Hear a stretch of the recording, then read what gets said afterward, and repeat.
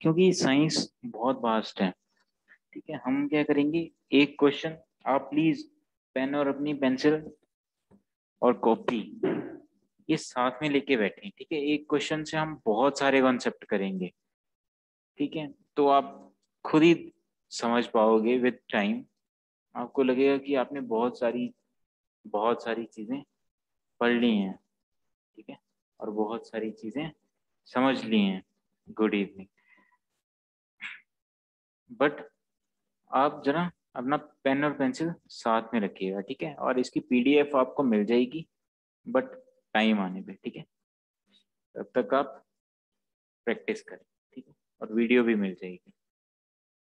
चलिए स्टार्ट करते हैं। देखो आप क्या करोगे, मैं आपसे क्वेश्चन पूछूंगा, क्वेश्चन आपकी स्क्रीन पे है, आपको कमेंट करना है ऑप्शन। ठीक है, फिर मैं आपको कुछ चीजें समझाऊंगा। फिर अगर आपको समझ में आ गया तो आपको यस लिखना है या वाई लिख दो। अगर समझ में नहीं आया कुछ तो एन लिखो और अपना डाउट लिखो। ठीक है, कोई भी डाउट हो आप पूछ सकते हो।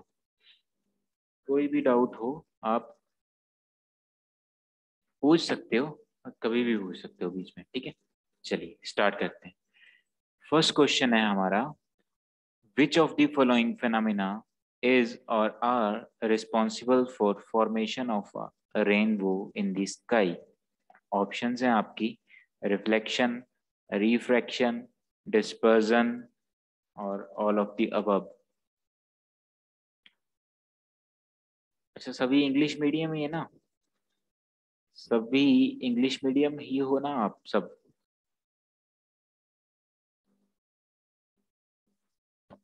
नो सर, हिंदी मीडियम है।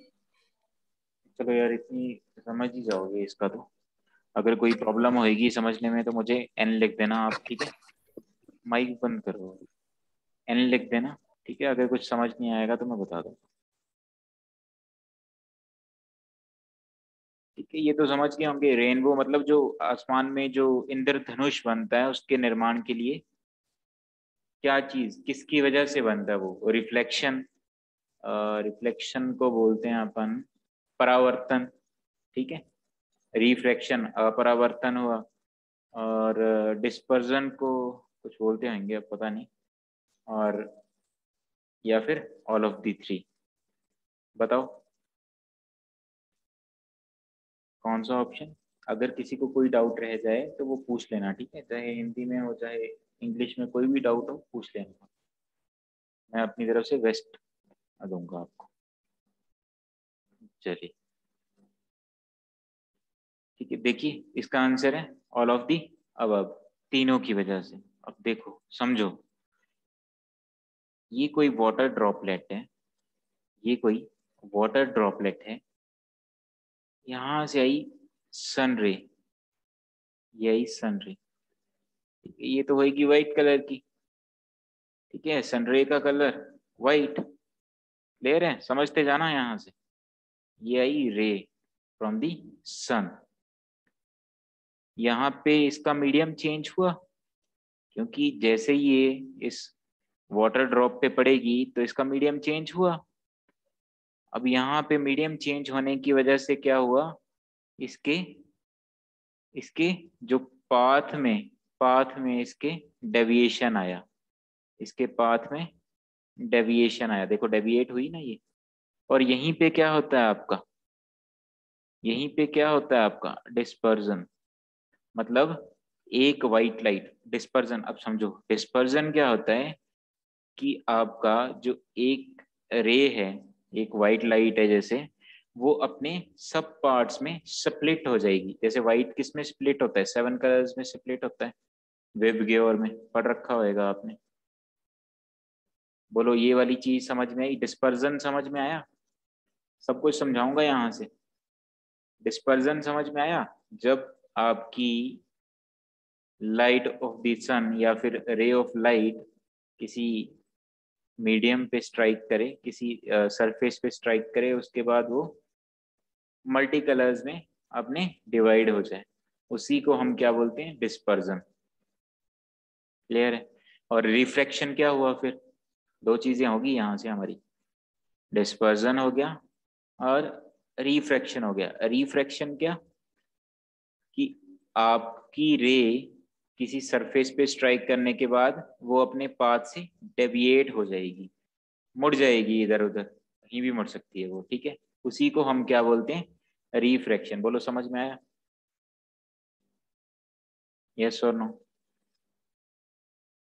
ठीक है, तो यहाँ से हमने रिफ्रैक्शन भी समझा और रिफ्लेक्शन सॉरी डिस्पर्जन भी समझा, ठीक है। यूं समझो ये यहाँ पे पड़ी और ये यहाँ से, ये यहाँ पे ये डिस्पर्स हुई थी, चलो समझो यूं, ये यहाँ पे स्ट्राइक हुई, फिर ठीक है।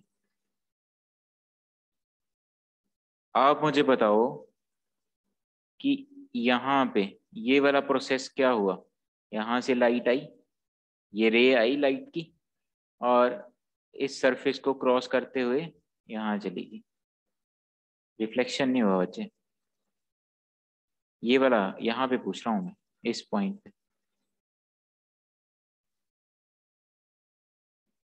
इस पॉइंट पे आप मुझे बताओ क्या इसने मीडियम चेंज करा अपना? यहाँ पे सर हाँ रिफ्रैक्शन, यहाँ पे सरफेस पे टकराई और इसने अपना पाथ डेविएट कर लिया सिर्फ, ठीक है। पाथ डेविएट कर लिया उसने, डायरेक्शन तो वही रही ना, पाथ डेविएशन हुआ बस। क्लियर है? तो यहाँ पे क्या हुआ, ये रिफ्रैक्शन, ठीक है। और रिफ्लेक्शन क्या होता है आपका कि किसी किसी सरफेस पे स्ट्राइक करे आपकी रे ऑफ लाइट, और जो उसका एंगल ऑफ इंक्लिनेशन है, ये थीटा आई समझ लो, मतलब किस एंगल से वो सरफेस पे पड़ी, उसी एंगल से क्या करेगी, रिफ्लेक्ट करेगी। तो ये क्या है आर आपका एंगल ऑफ रिफ्लेक्शन, और आई क्या है आपका एंगल ऑफ इंसिडेंस, ठीक है। अगर आपका सरफेस स्ट्रेट है तो एंगल ऑफ इंक्लिनेशन और एंगल ऑफ रिफ्लेक्शन सेम होगा आपका। क्लियर है? बोलो समझ गए? तो देखो यहाँ पे रिफ्रैक्शन हुआ, ये डिस्पर्जन हुआ, यहाँ पे रिफ्लेक्शन हुआ, और ये मल्टी कलर्स में देखो ना, यहाँ से वाइट लाइट आई थी, ये मल्टी कलर्स में पड़ी, मल्टी कलर्स में डिवाइड हुई, स्प्लिट हुई, फिर उसके बाद ये आपकी आंखों में पड़ेगी जाके, तभी आपको 7 रंग या डिफरेंट कलर्स दिखेंगे। बोलो समझ में आया कि तीनों के तीनों ये कैसे इन्वॉल्व होते हैं इसमें, रेनबो फॉर्मेशन में, ठीक है। तो डिस्पर्जन में आप लिख सकते हो कि splitting of white light into 7 colours, ठीक है। डिस्पर्जन क्या होते हैं, splitting of white light into 7 colours, यहाँ पे 7 कलर बनेंगे बेबगे, और जो आपको बताया मैंने, ठीक है। टाइम आने पे सब कुछ डिस्कस होता रहेगा। अब एक क्वेश्चन में देखो कितनी चीजें सीखी हमने। ऐसे ही जब आप बहुत सारे क्वेश्चन कर लोगे तो आपको बस ट्रस्ट रखना है, ठीक है। आप बहुत सारी चीजें सीख जाएंगे, जो भी इम्पोर्टेंट होगा मैं आपको करवा दूंगा, ठीक है। अब ये क्वेश्चन करिए, if earth's gravity becomes zero then, options आपके सामने, करो फटाफट से, ऑप्शंस आपके सामने हैं, विजिबल है ना ऑप्शंस?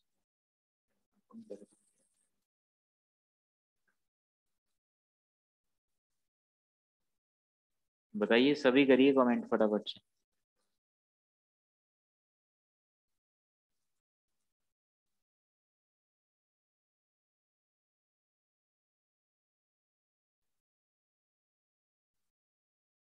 बोलिए।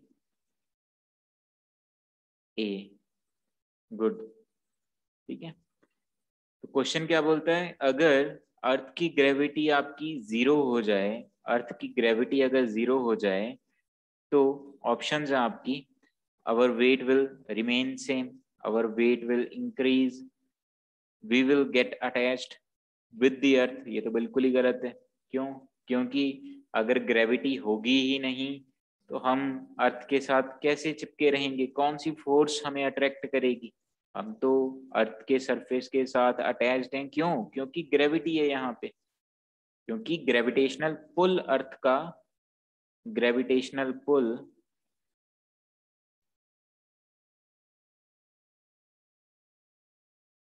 हमें अपनी तरफ अट्रैक्ट कर रहा है अर्थ का। क्लियर है? क्लियर है? ठीक है। अच्छा, आप मुझे बताइए वेट क्या होता है? Weight, weight is equal to M G. Weight is equal to M G. M क्या है आपका? मास। G gravity. एक बात याद रखना, मास क्या होता है? किसी भी बॉडी का जो मैटर कंटेन करती है, वो matter contained in a body, है ना। तो मास आपका हमेशा सेम रहता है, ऑलवेज सेम रहता है, कांस्टेंट रहता है। मास आपका कांस्टेंट रहेगा, चाहे आप अर्थ पे हो, चाहे आप कहीं भी हो, मार्स पे हो, चाहे मून पे, चाहे कहीं भी, ठीक है। तो मास आपका हमेशा कांस्टेंट रहता है। वेरी क्या करता है आपका? वेट। वेट क्यों? वेट है क्या आपका? ग्रेविटेशनल पुल कितना है आपके मास पे, वही है आपका, वही है आपका वेट। ठीक है। तो जैसे जैसे ग्रेविटी चेंज करेगी, वेट किस पे डिपेंड कर रहा है, आप मुझे बताओ। वेट किस पे डिपेंड कर रहा है? ग्रेविटी पे तो डिपेंड कर रहा है। ग्रेविटी क्या होती है? गुरुत्वाकर्षण, है ना। ग्रेविटी पे ही डिपेंड कर रहा है, क्योंकि मास तो कांस्टेंट है। तो जैसे जैसे ग्रेविटी इंक्रीज करेगी, वैसे वैसे वेट इंक्रीज करेगा। जैसे जैसे ग्रेविटी डिक्रीज करेगी, वैसे वैसे वेट आपका कम होगा। ये समझ में आ रहा है सबको? हिंदी मीडियम वाले, हिंदी मीडियम वाले, कोई प्रॉब्लम तो यस नहीं आ सर। रही? No sir. ठीक है। तो जैसे जैसे वेट आपका, ग्रेविटी आपका इंक्रीज करेगा, वैसे वैसे वेट आपका इंक्रीज करेगा। जैसे जैसे ग्रेविटी डिक्रीज करेगी, वैसे वैसे वेट भी आपका डिक्रीज करेगा। आप मुझे बताओ, आप मुझे बताओ, अगर ग्रेविटी जीरो हो गई, अगर ग्रेविटी जीरो हो गई, तो क्या वेट जीरो नहीं हो जाएगा? क्या ये सही है?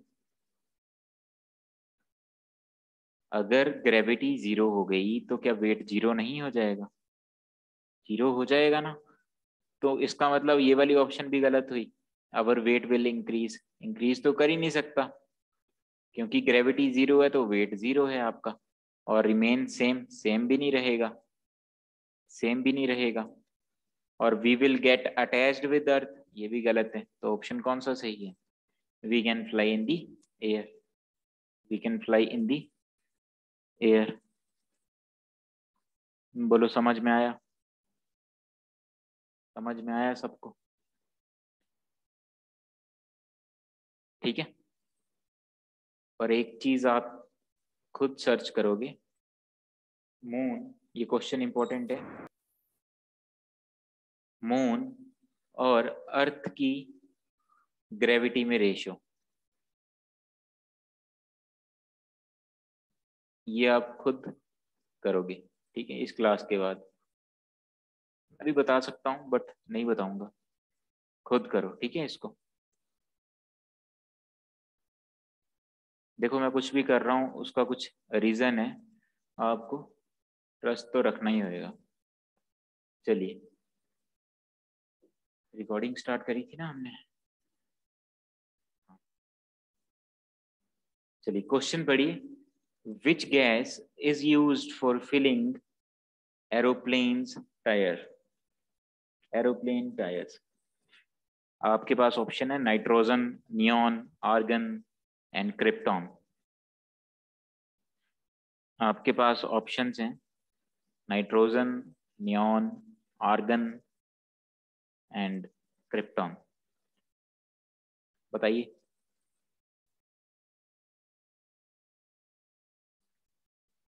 ए, ठीक है, गुड, शमशेर सिंह नेगी। चलिए, नाइट्रोजन इसका करेक्ट आंसर है। अच्छा ठीक है, नाइट्रोजन का, चलो मैं बाद में बताऊंगा वो चीजें। नाइट्रोजन यूज क्यों होती है? क्योंकि ये ना इनकम्बस्टिबल नेचर की होती है, मतलब आग नहीं पकड़ेगी। समझ गए? इनकम्बस्टिबल गैस है ये। कई बार क्वेश्चन में पूछ लेगा कि विच of the following is इनकम्बस्टिबल gas, तो आपका करेक्ट ऑप्शन क्या रहेगा? बोलो। नाइट्रोजन। ठीक है, नाइट्रोजन। और ये इसकी रिएक्टिविटी भी कम होती है, लीस्ट रिएक्टिव। ठीक है, तो रिएक्टिव कम है। तो अगर आपका मटेरियल आयरन का है, ठीक है, या स्टील वगैरह किसी चीज से बना हुआ है, तो यहाँ पे क्या नहीं करेगा ये? कोरोजन नहीं करेगा, कोरोजन नहीं करेगा, कोरोजन फ्री होगा। समझ पाई मेरी बात? बोलो। कोरोजन नहीं होगा, रस्ट नहीं होगा। ठीक है। अच्छा, एक बात यहीं बता देता हूँ कि रस्टिंग और कोरोजन से बचने के लिए हम मेटल पे कौन सी कोटिंग करते हैं? आयरन पे किसकी कोटिंग करते हैं? जिंक की। ठीक है, जिंक की कोटिंग की जाती है। क्लियर है? अब देखो, ये सारी चीजें मैं अलग से टॉपिक बताता तो टॉपिक बहुत ज्यादा बढ़ जाते। ठीक है, यही बता रहा हूँ, इसलिए मैं तभी बोल रहा हूँ कि आपको क्वेश्चंस में ही इतनी नॉलेज दे दूंगा कि काफी होएगा एग्जाम के लिए। ठीक है। करोजन और रस्ट से बचने के लिए हम कोटिंग किसकी करते हैं? कौन से मटेरियल की? जिंक की। वैसे ये, चलो छोड़ो, इतना जानने की जरूरत नहीं है, इतना ही करो। ठीक है, तो स्टील और एल्युमिनियम और आयरन इनके साथ रिएक्ट भी नहीं करेगा, इसलिए हम यूज करते हैं क्या? नाइट्रोजन को। ठीक है, और आप मुझे बताइए कि नाइट्रोजन का एटॉमिक नंबर कितना है? फटाफट से बताओ अब। नाइट्रोजन का एटॉमिक नंबर कितना है?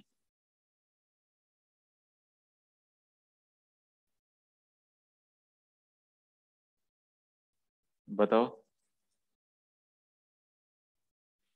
नाइट्रोजन का एटॉमिक नंबर कितना है भाई? बताओ फटाफट से।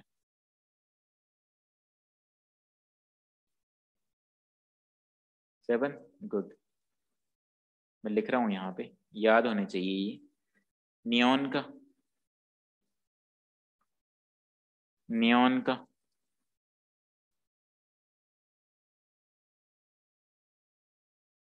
बताओ फटाफट से।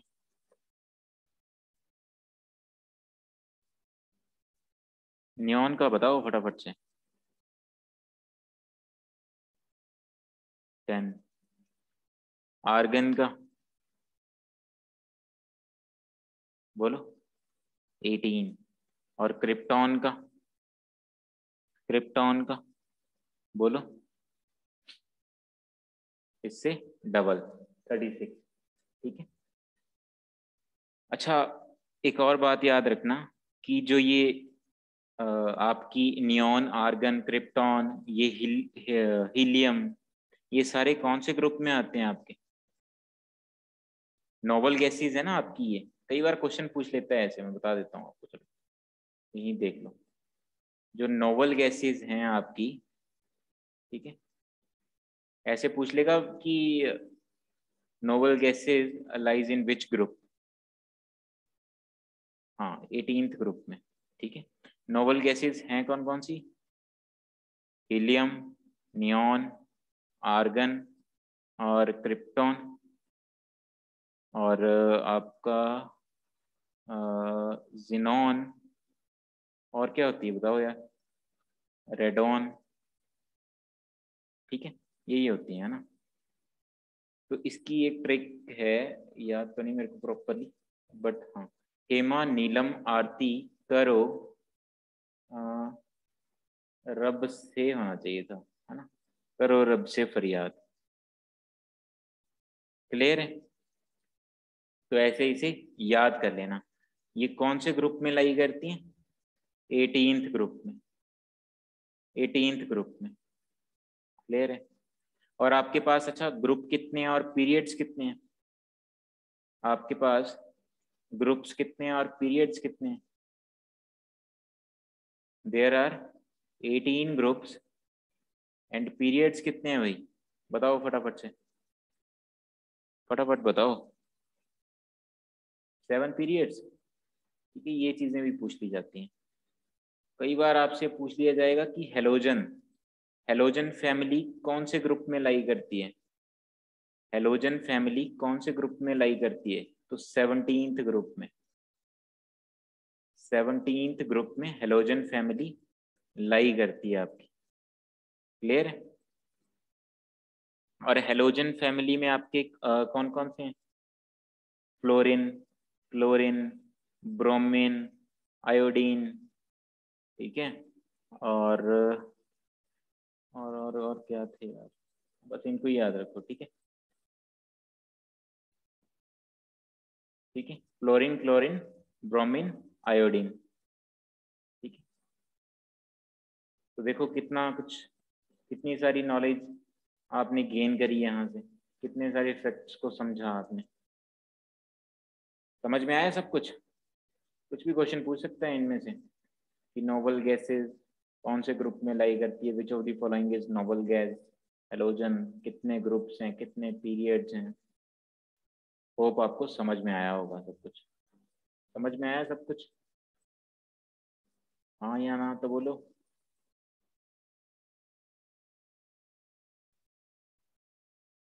क्लियर है? ठीक है, चलिए क्वेश्चन करिए नेक्स्ट। नेक्स्ट क्वेश्चन करिए।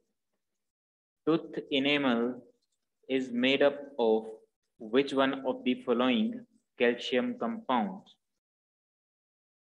Good, Sunana. Vijay, good. Calcium phosphate. Calcium phosphate का केमिकल फॉर्मूला, कैल्शियम फोस्फेट का केमिकल फॉर्मूला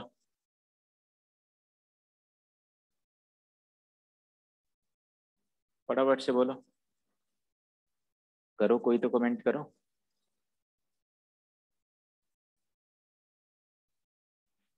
बोलो।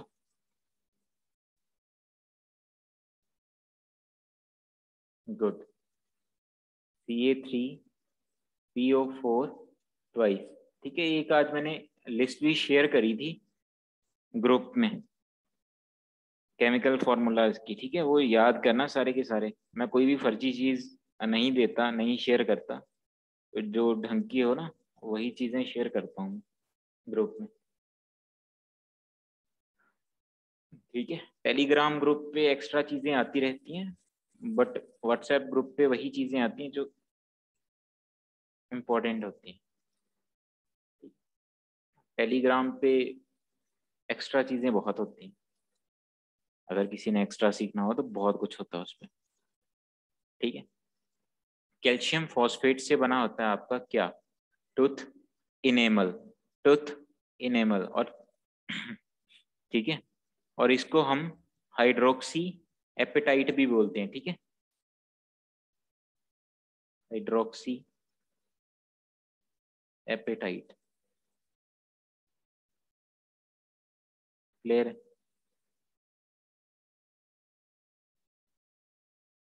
ठीक है। कैल्शियम हाइड्रोक्साइड का आप बताइए फॉर्मूला, केमिकल फॉर्मूला बताइए कैल्शियम हाइड्रोक्साइड का। कैल्शियम हाइड्रोक्साइड का ये याद रखना भाई, हाइड्रोक्सी एपेटाइट। कैल्शियम हाइड्रोक्साइड का फॉर्मूला बताओ फटाफट से।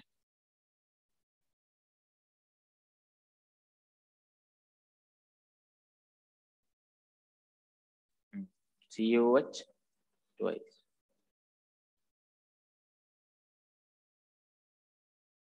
ठीक है। क्लियर है? कैल्शियम हाइड्रोक्साइड आपका, इसकी एप्लीकेशन कहाँ पे है? इंडस्ट्रियल एप्लीकेशन है इसकी बहुत ज्यादा।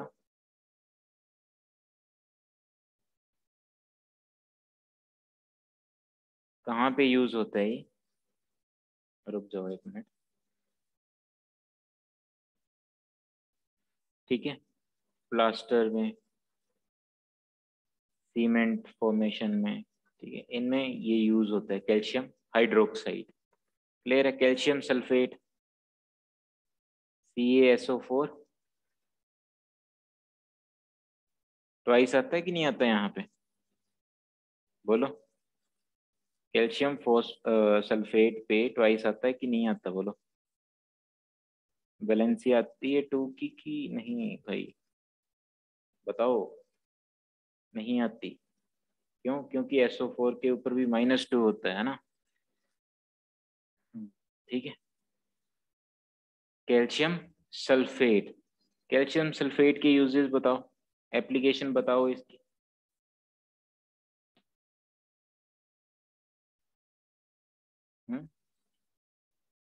POP बनाने के काम आता है, प्लास्टर ऑफ पेरिस।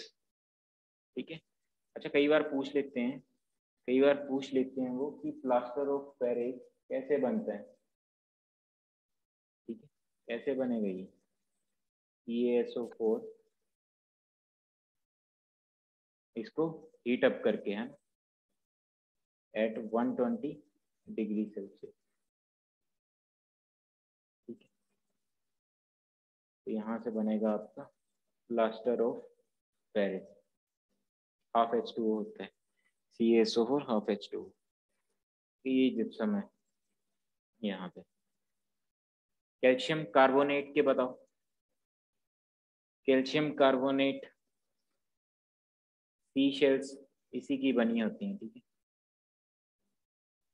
इस क्वेश्चन के लिए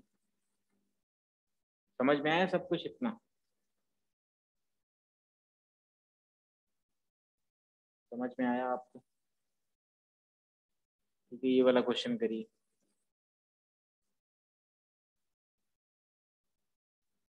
ये तो रिसेंटली न्यूज में था। रिसेंटली इंडिया की कौन सी स्टेट में था ये न्यूज में? Which Indian state is affected by this, बताओ। कहाँ पे इसके केसेस मिले थे?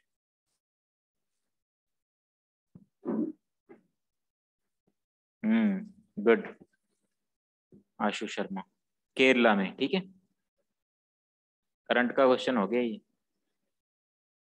केरला में सबसे पहले कहाँ पे पाया गया था? सबसे पहले 1976 में मिला था ये।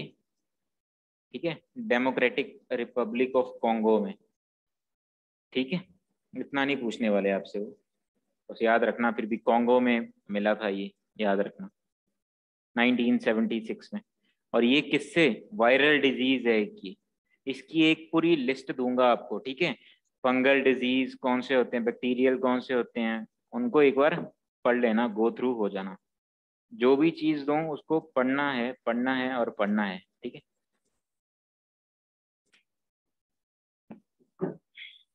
चलिए इसके बारे में तो और कुछ है नहीं जानने को इतना।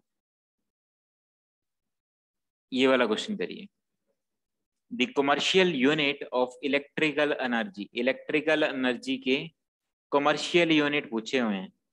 ऑप्शंस आपके पास ये रही,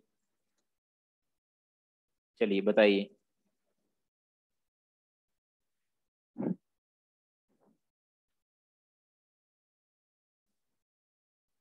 KWH, किलोवाट, किलोवाट आवर या किलोवाट आवर, जैसे मर्जी बोल लो।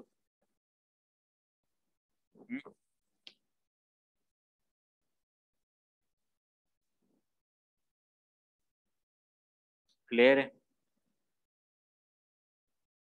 इलेक्ट्रिकल एनर्जी क्या होती है आपकी? इलेक्ट्रिकल एनर्जी क्या होती है आपकी? वो energy which is derived from flow of electric charge. ठीक है, इलेक्ट्रिक चार्ज की वजह से जो एनर्जी जनरेट होती है, ठीक है, उसी को हम क्या बोलते हैं, इलेक्ट्रिकल एनर्जी। और कई बार पूछ लेंगे आपसे कि करंट क्या होता है, तो flow of charge, flow of electron.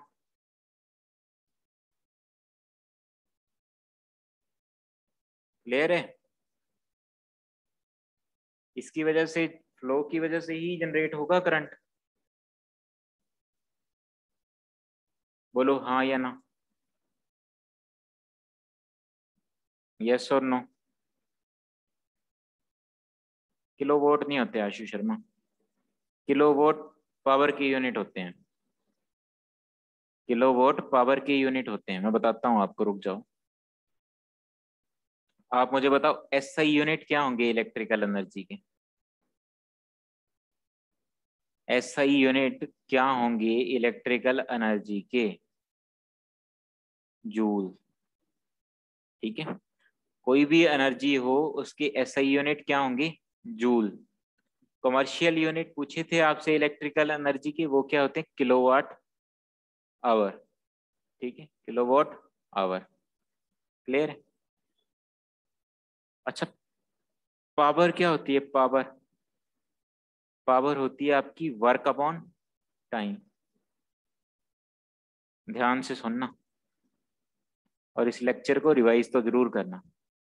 तो वर्क की यूनिट जो एनर्जी के यूनिट होते हैं जूल, टाइम के यूनिट सेकंड। एसआई में, एसआई में बात हो रही है भैया ना। तो जूल पर सेकंड, जूल पर सेकंड क्या होता है आपका? इसी को हम क्या बोलते हैं? वॉट। ठीक है, वॉट ये किसकी यूनिट हुई? पावर की। किलोवाट भी का एक ही यूनिट है, पावर की। ठीक है, बस 1 kilowatt is equal to 1000 times of watt. और ये जूल किसके यूनिट है? SI unit of work energy. Clear है? क्लियर है भाई? इतना पूरी रामायण बता सकता हूँ यहाँ पे मैं, बट कोई फायदा नहीं उस चीज का। समझ में आया इतना? इतना समझ में आ गया आप सबको? बोलो हाँ या ना, यस और नो तो किया करो यार फटाफट से, ऐसा लगता है कि सोए हुए हो। अच्छा, एक और चीज सीखो यहाँ से, सीजीएस यूनिट सीखो। सीजीएस यूनिट ऑफ वर्क या फिर एनर्जी, ये क्या होते हैं? अर्ग, ईआरजी। अब आपका होमवर्क क्या है कि जूल और अर्ग में रिलेशन फाइंड आउट करना है। बता सकता हूँ यहाँ पे भी, पर नहीं बताऊंगा, ये आपका काम है, ये आप करोगे। 1 joule is equal to how many times of the earth? 10 raise to power कुछ भी होएगा, बताऊंगा नहीं। करो इसको। ठीक है, चलिए इस क्वेश्चन से आपने बहुत कुछ सीखा, अब इस क्वेश्चन पे आइए। अब देख लो, आधे घंटे में 5 क्वेश्चन सॉल्व करे हमने बस। तो कितना सारा कंटेंट आपने ग्रेस्प कर लिया, ये आप पर निर्भर करता है। मैंने तो बहुत सारा बताया, आपने कितना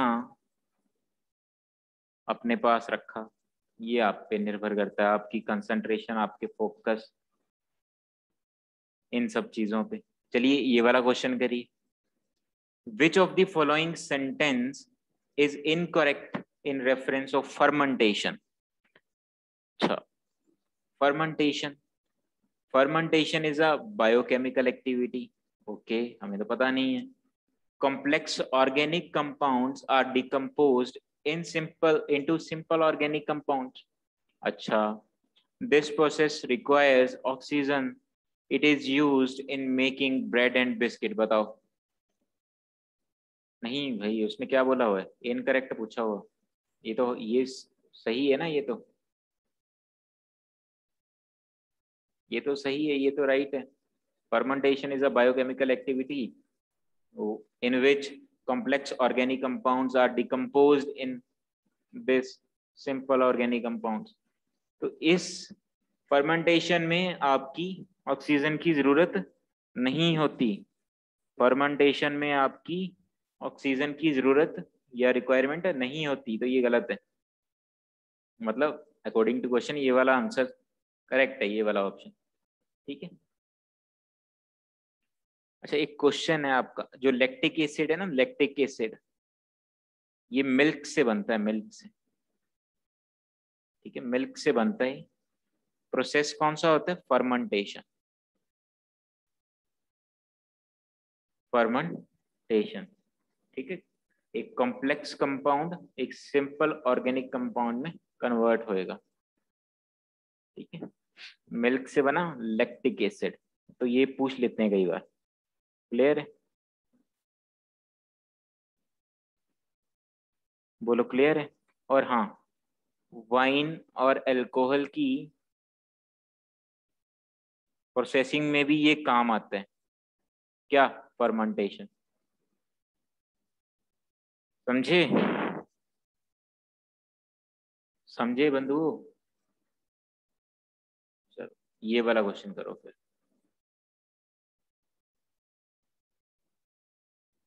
ये लास्ट क्वेश्चन है, फटाफट से करो। हाँ ये अभी तो करवाया। विच of the following is present in milk? Is lactic acid, is lactic acid. Lactic lactic acid का जो फॉर्मूला होता है वो होता है ये, ठीक है। याद रखना होगा, रखना नहीं रखना होगा तो मत रखना। इसको कई बार ऐसे लिख देते हैं, C3H6 और O3, ठीक है। C3O3H6, ठीक है।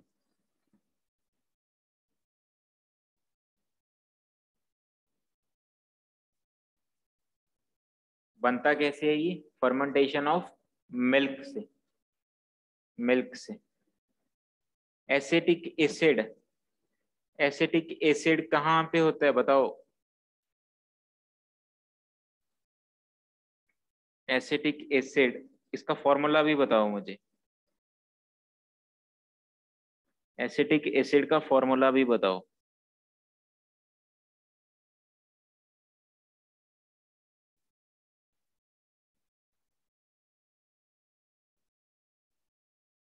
ठीक है, CH3COOH।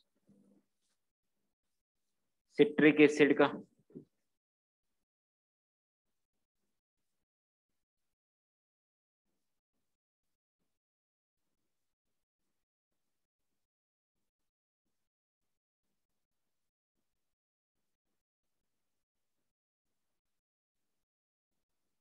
सिट्रिक एसिड का, सिट्रिक एसिड किस में पाया जाता है बताओ?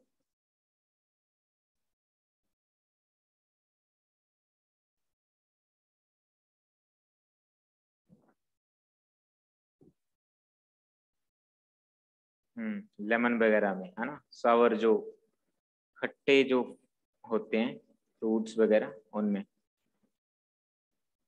विनेगर, विनेगर में कौन सा एसिड होता है? Acidic acid. सिट्रिक एसिड किस में होता है? लेमन या फिर सावर जो फ्रूट्स होते हैं, ठीक है। तो यार टाइम तो हो गया यार, 1 मिनट बचा। क्लास लगानी है अभी और कि कल करना है? चलो मैं अभी बताता हूँ, ठीक है। तब तक के लिए बाय बाय, टेक केयर।